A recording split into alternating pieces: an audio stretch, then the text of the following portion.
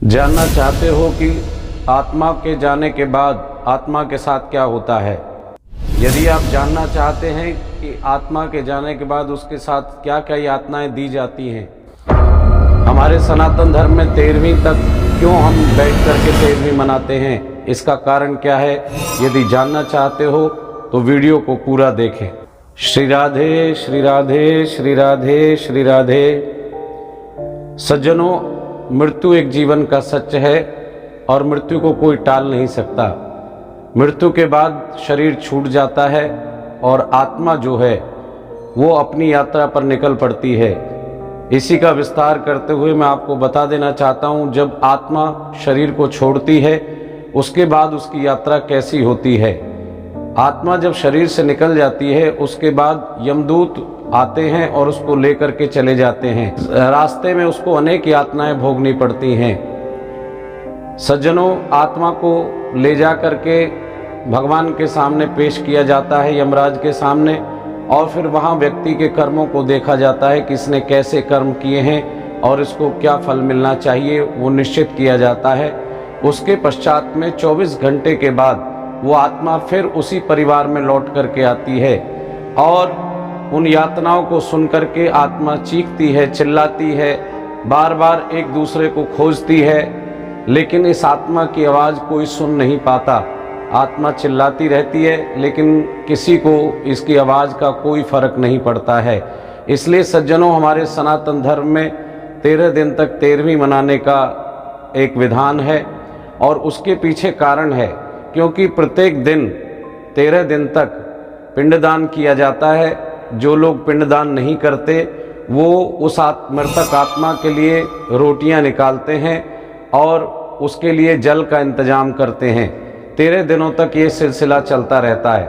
उसका कारण है क्योंकि 10 दिन के बाद में फिर यमदूत उसको वापस लेने के लिए आते हैं और जब यमदूत लेने के लिए आते हैं तो 11वें दिन का जो पिंड निकाला जाता है, उस पिंड से उस आत्मा में वो शक्ति आती है कि वो दोबारा की यात्रा प्रारंभ कर सके।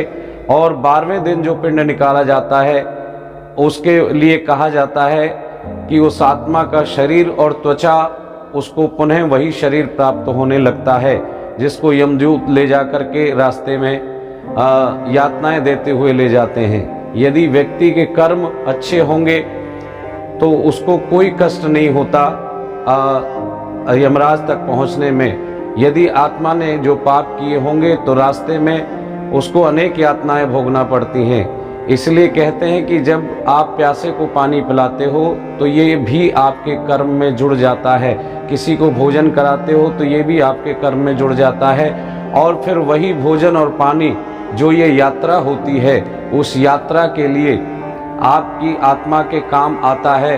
रास्ते में प्यास भी लगती है, धधकती हुई रास्ता है वो, वहाँ पर पैदल चलने में कष्ट होता है और जब प्यास लगती है चिल्लाते हैं, यमदूत पानी नहीं देते और धीरे धीरे उस आत्मा को खींचते हुए लेकर के जाते हैं। यदि इन कष्टों से मुक्त होना है तो दान करना विशेष है। जीवन में जो आपका दान किया हुआ होता है वो आपके काम आता है। अंत में ले जा करके इस आत्मा को यमराज के सामने प्रस्तुत किया जाता है। फिर इसके कर्मों के अनुसार 12 महीने लग जाते हैं इस आत्मा को पुनः शरीर धारण करने के लिए। जैसा कर्म किया होता है वैसा ही उसको अगला जन्म दिया जाता है, वैसी ही योनि में उसको भेजा जाता है। सज्जनों, बहुत कष्टकारक ये यात्रा होती है आत्मा की, और आत्मा के लिए जो इन 13 दिनों में भोजन और पानी जो दिया जाता है वही भोजन उसको 12 महीने तक काम आता है, क्योंकि आत्मा का जो हम यहाँ एक दिन में दान करते हैं वो आत्मा के लिए महीने भर चलता है। ऐसा गरुड़ पुराण में वर्णन आता है।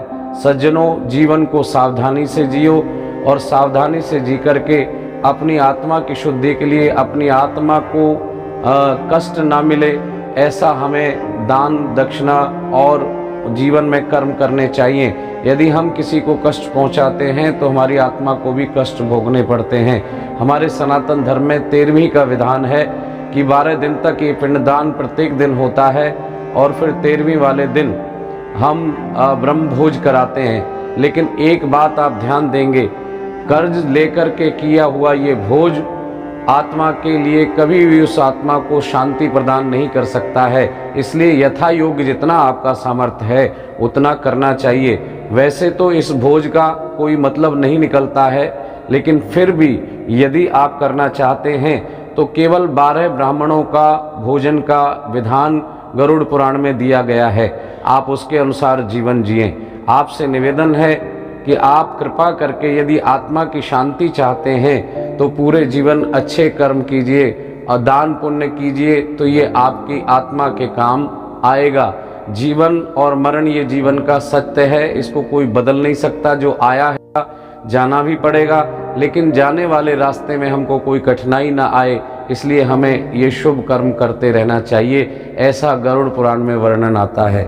आप इस पर ध्यान दें और अपने जीवन को, अपनी आत्मा को शांति के लिए ये कर्म करते चलें। निश्चित ही आपका उद्धार हो जाएगा।